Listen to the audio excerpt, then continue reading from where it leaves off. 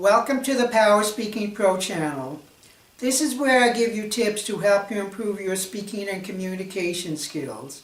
Hi, my name is George Monat and glad to have you aboard. Today's video is about business cards.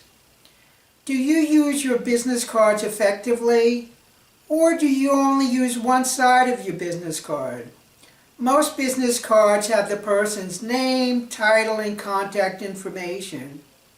But when you first meet somebody, the name is absolutely meaningless.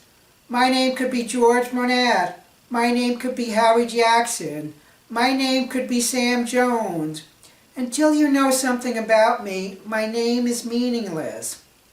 So what I suggest you do on your business card is on the back, explain what you do, what's your skill set, how you approach problems. When I did this with my business card, it became much more effective. George Monat became somebody more than just a name. I explained my financial skills, my approach to solving business problems. What I will do is put the back of my business card down below where you could read it directly. And perhaps you could take some suggestions from my business card, write it for your business card. That way when you give your card to somebody, it becomes more than a piece of paper with a name. It begins to tell the recipient something about you.